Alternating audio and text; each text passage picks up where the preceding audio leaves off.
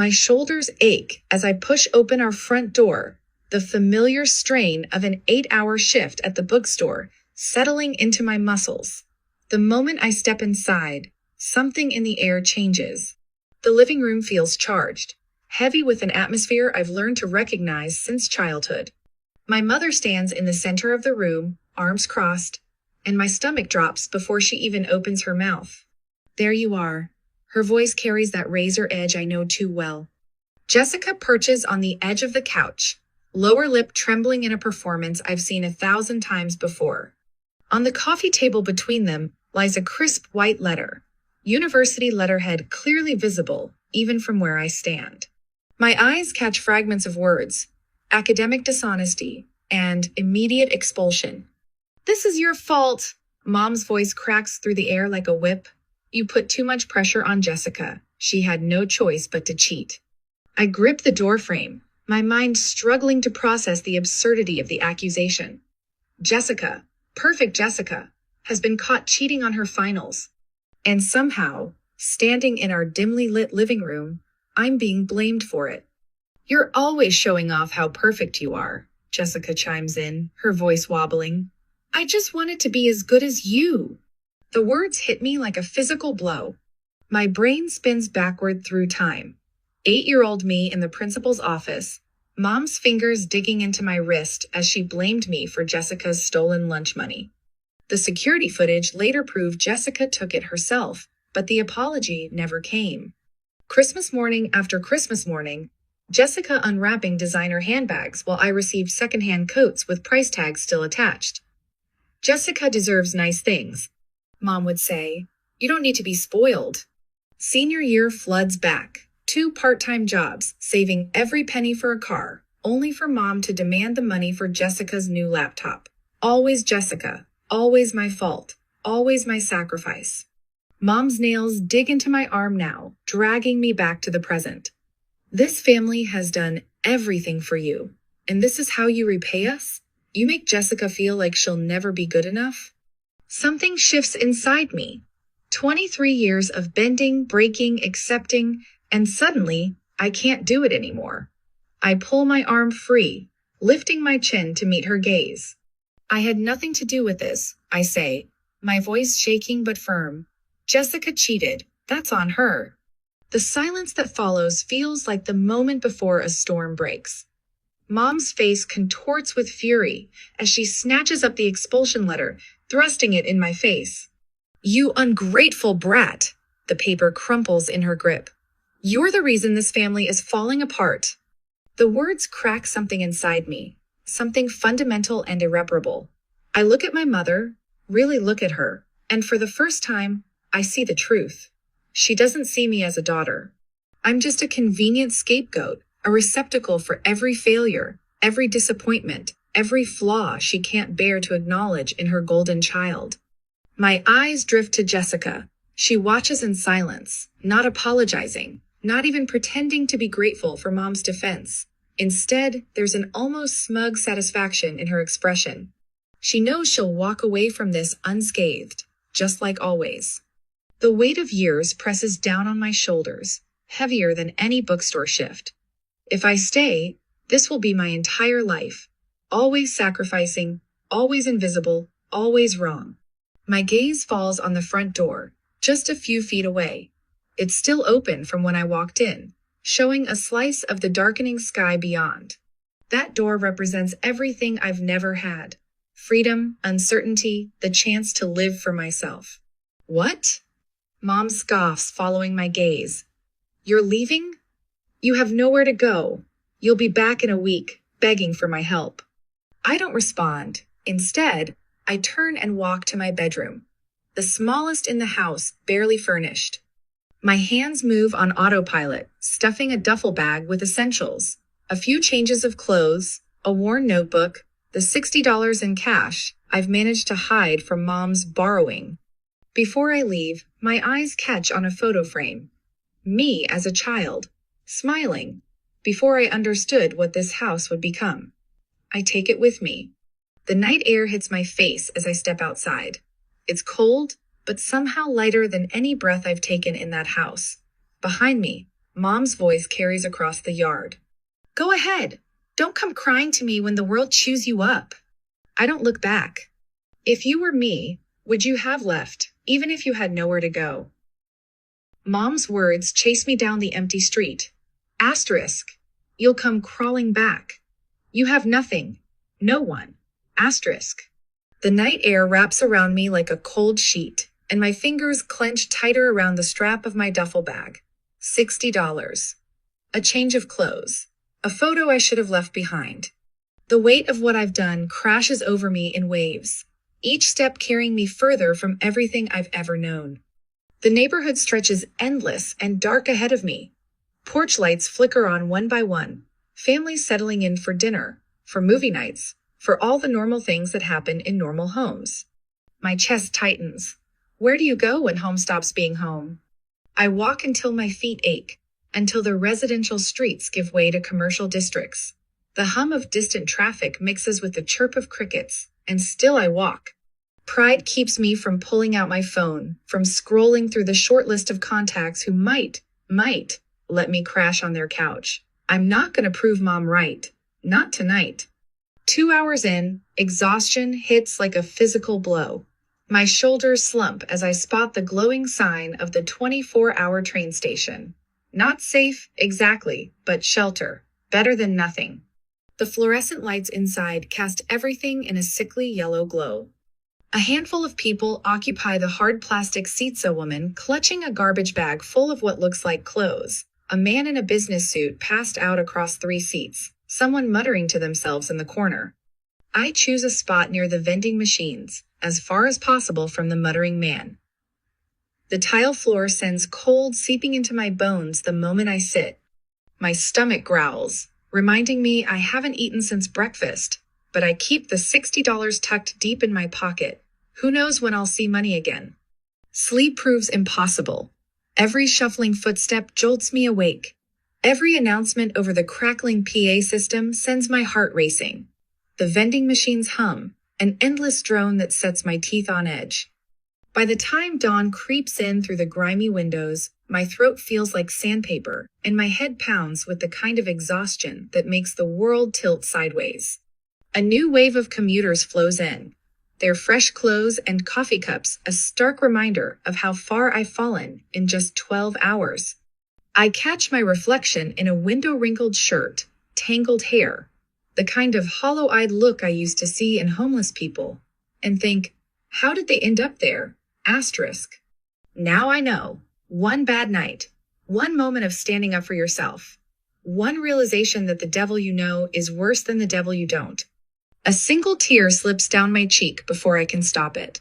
I swipe it away hard enough to leave my skin stinging. Crying won't help. Nothing will help except getting up, finding work, surviving. I force myself to my feet, muscles protesting after hours on the cold floor. If I don't find a job today, I won't make it through another night like this. The thought should terrify me, but instead, it settles in my chest like steel. I've spent 23 years surviving Margaret Sullivan's house. I'm not about to let the real world break me now. The morning passes in a blur of rejection. Every storefront, every help-wanted sign leads to the same response. We're not hiring.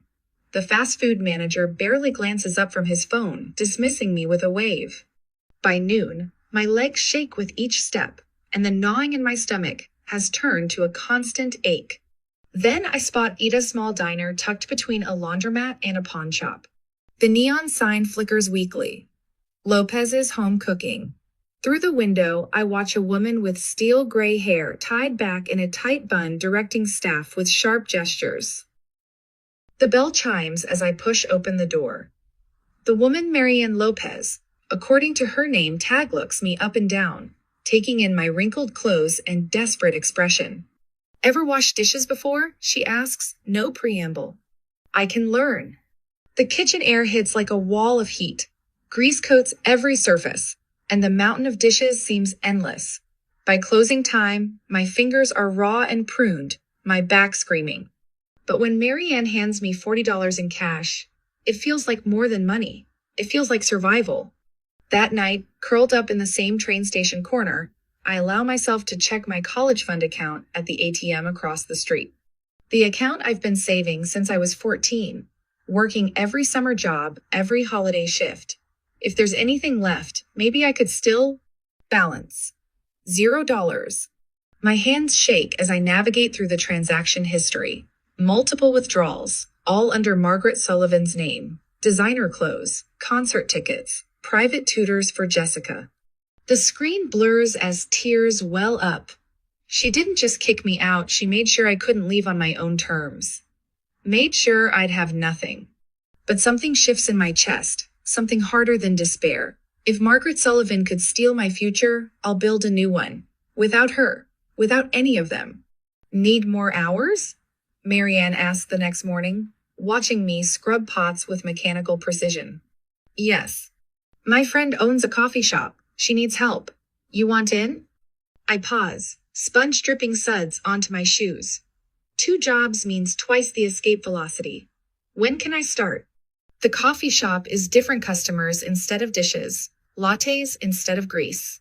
My first real paycheck feels like victory, small but mine. Every dollar is a brick in the wall between me and Margaret Sullivan's voice in my head. Then I see it checking my remaining account balance at the end of the month. A transaction made in my name weeks after I left. Margaret Sullivan, still pulling strings, still using my identity like it belongs to her.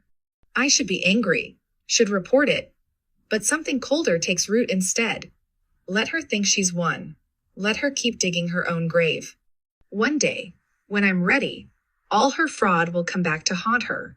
And this time, I'll be the one watching her fall. My hands shake as I count out $1 bills on my threadbare mattress. 23, 24, 25. The bills are wrinkled and stained from 12-hour days split between Bean and Brew and Lopez Diner. I stuff them into a worn envelope, already knowing it's not enough for rent.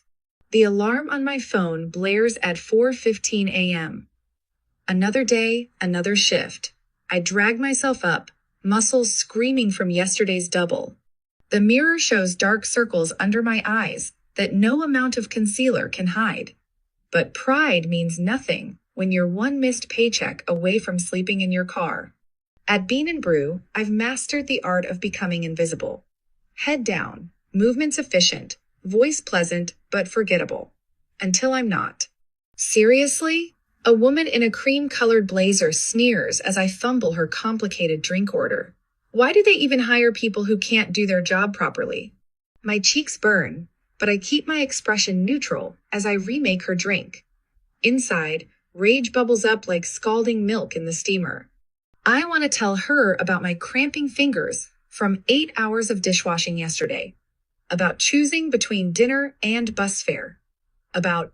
I said, sugar-free vanilla, she snaps, pushing the drink back across the counter. I remake it again, and again, and again. That night, I collapse onto my bed without bothering to change. The springs dig into my back through the thin mattress, but I'm too exhausted to care. As I turn my head, a familiar scent catches my attention, soft, soothing lavender.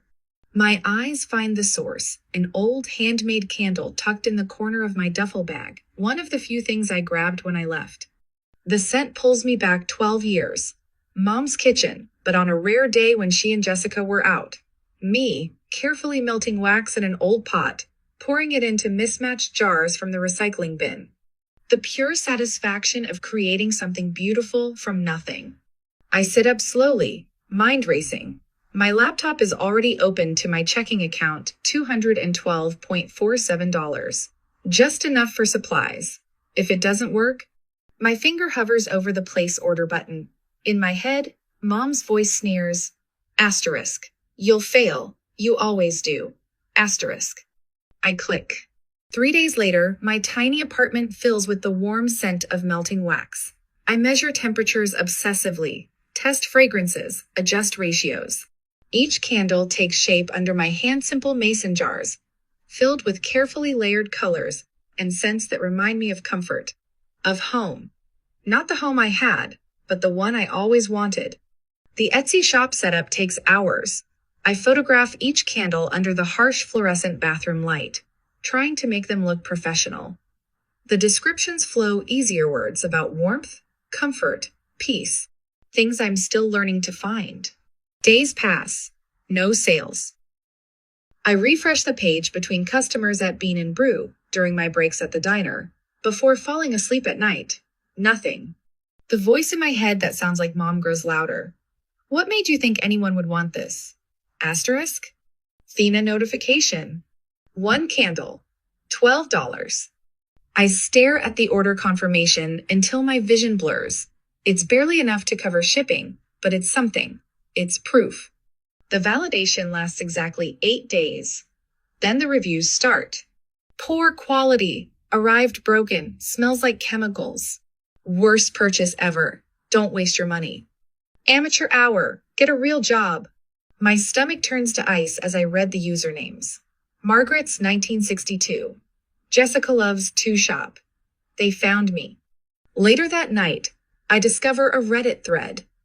Jessica's username is unmistakable, mocking my pathetic little candle shop and reminding everyone that some people should know their place.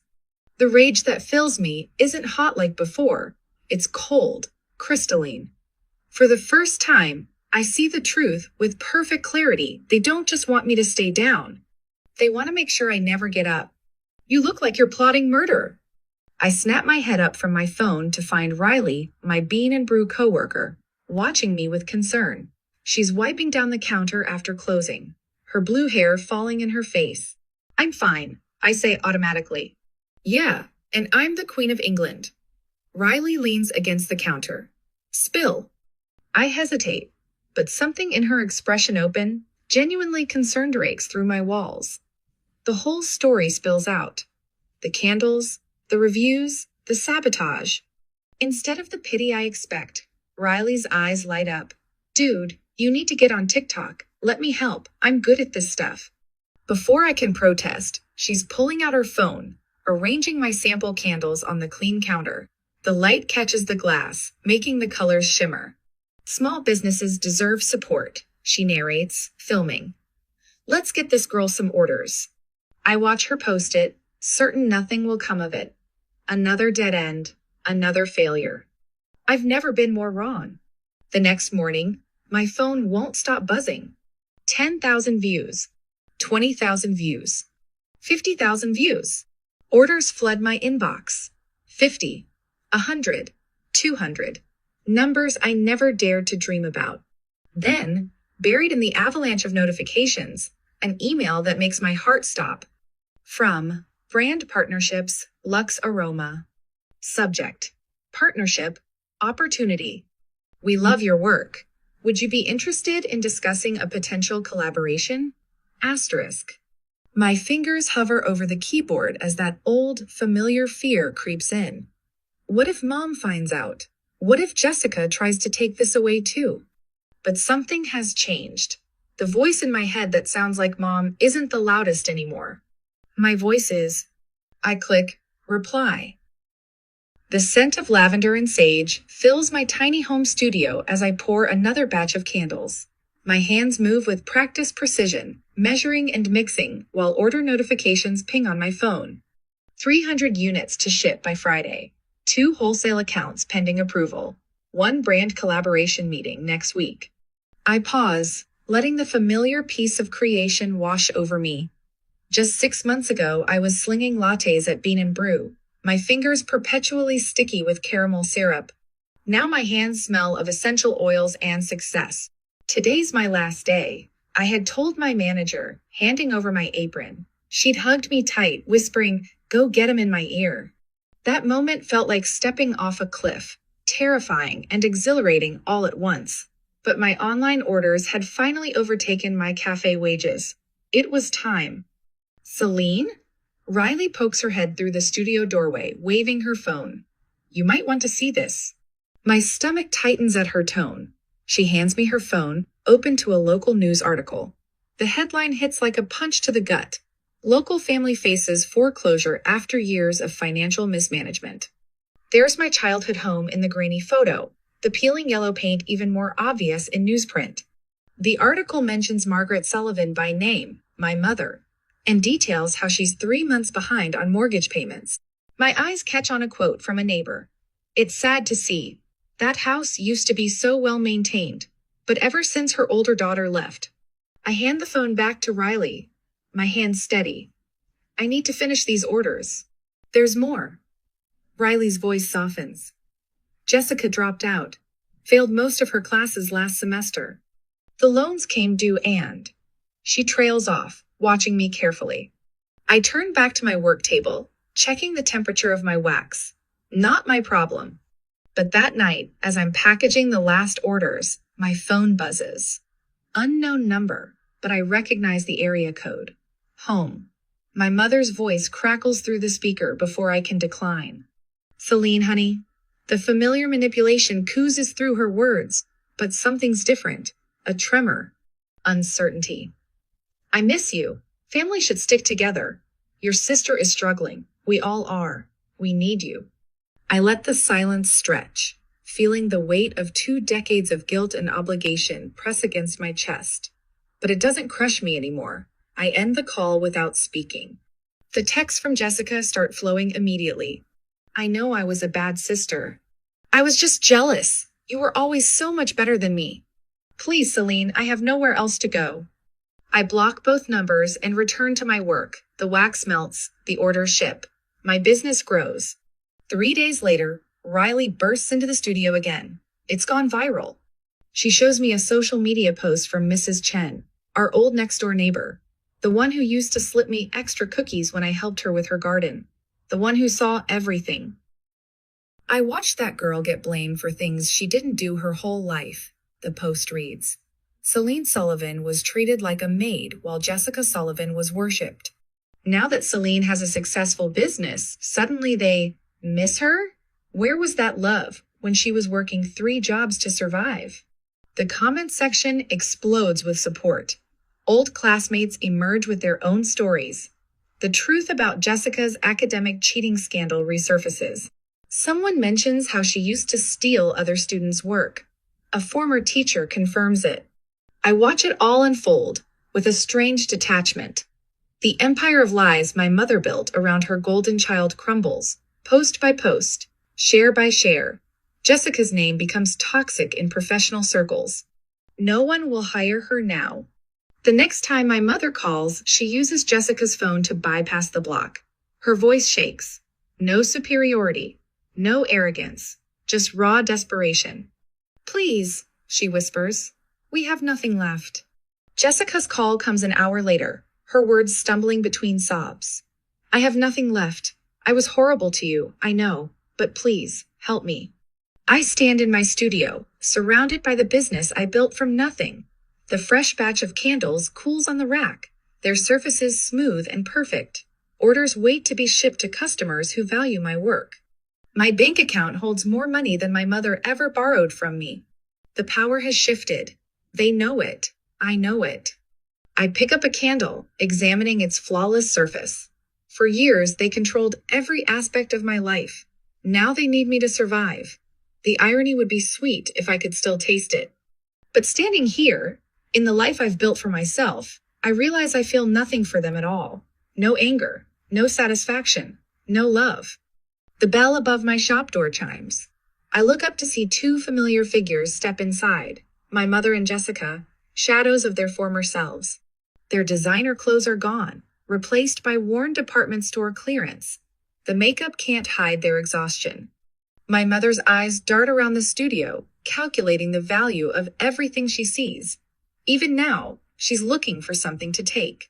Celine, baby? Her voice drips with false sweetness. I know we've had our differences, but you're successful now. You can afford to help your family, right? Jessica steps forward, her hands twisting together.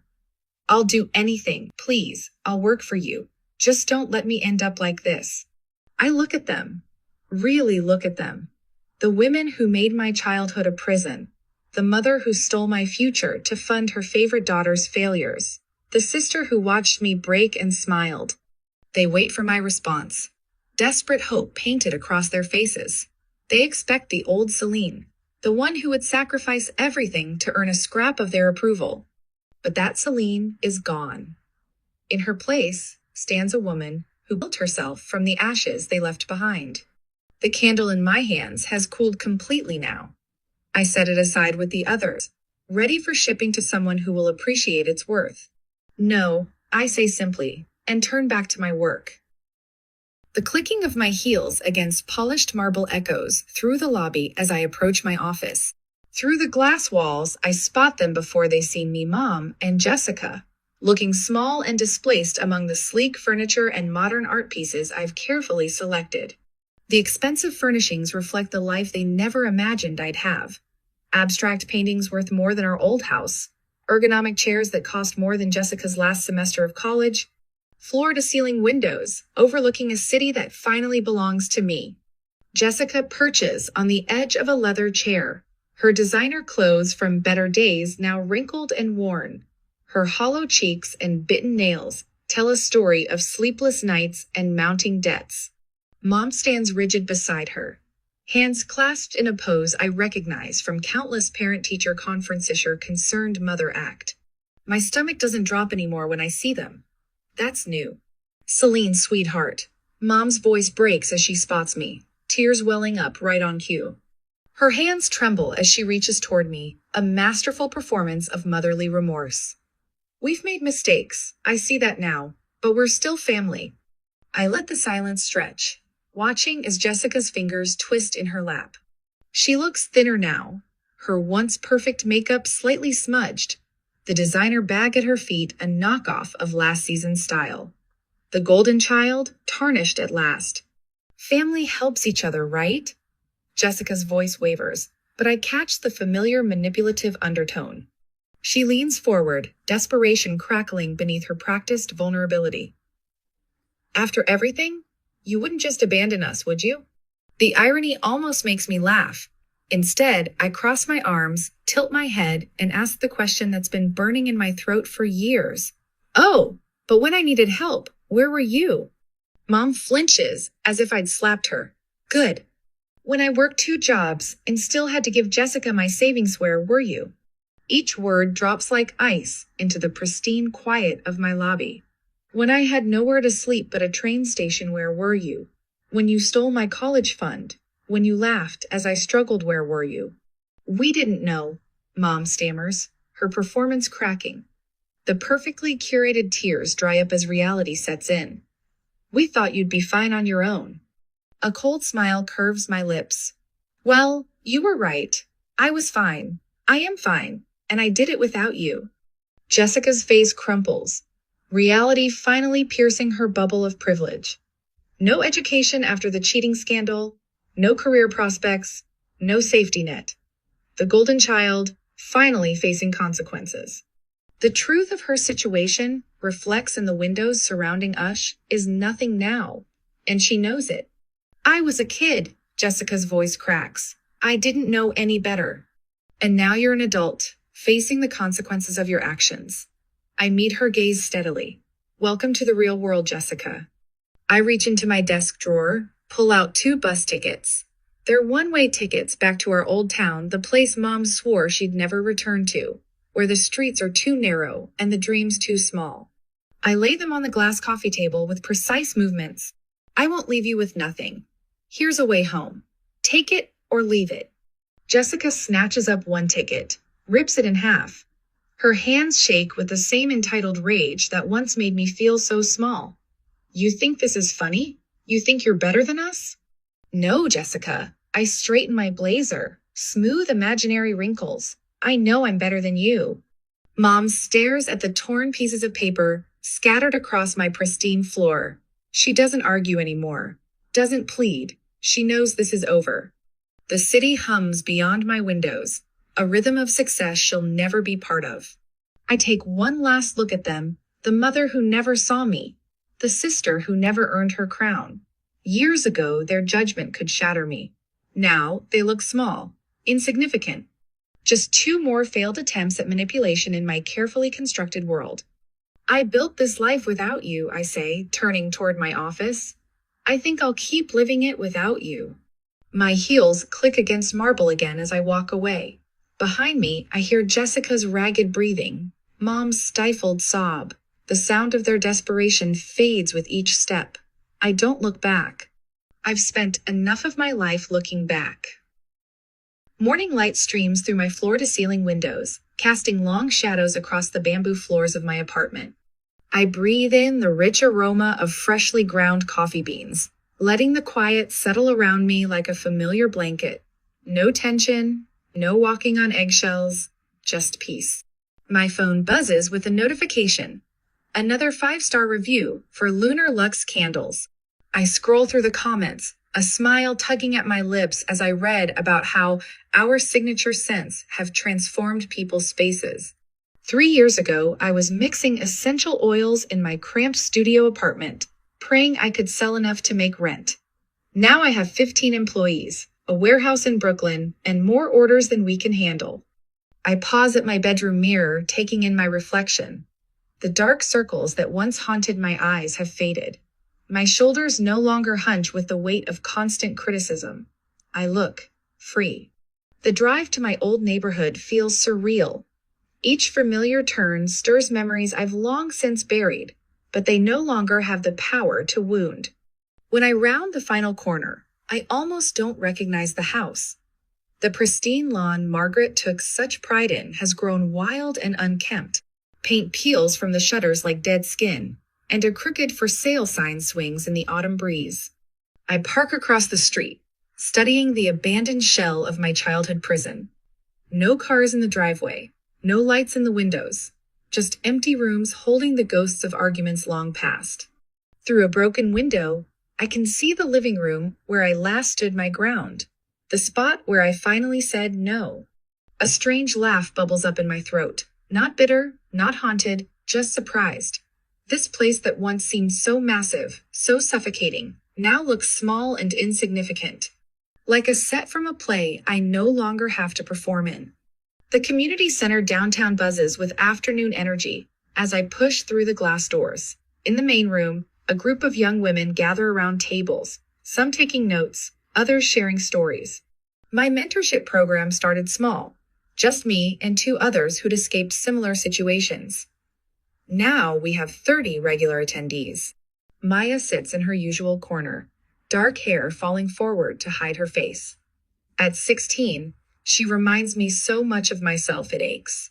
Her parents kicked her out last month for refusing to give up art school for the accounting degree they'd chosen.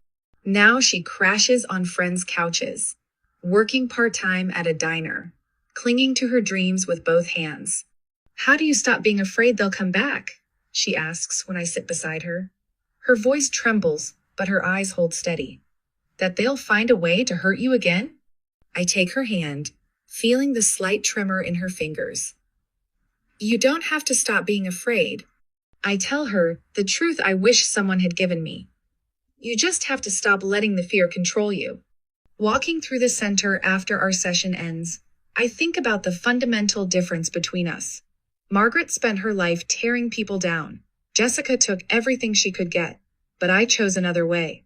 Every time I help someone stand taller, every time I share what I've learned about survival and success, I feel a pride Margaret never knew, the kind that comes from lifting others up instead of crushing them. Later, standing on my balcony with the city lights spread out below me, I think about Margaret and Jessica, about the patterns they're still trapped in, the cycles they'll never break. I chose a different path. Every young woman I help find her strength. Every candle we ship with a handwritten note of encouragement. Every moment I choose kindness over bitterness. It's another step further from becoming them. The night air carries the faint scent of autumn, crisp and full of possibility. I whisper words I've finally come to believe. Some revenge doesn't require action, just success. I take a deep breath and let the past fade into the darkness below, where it belongs.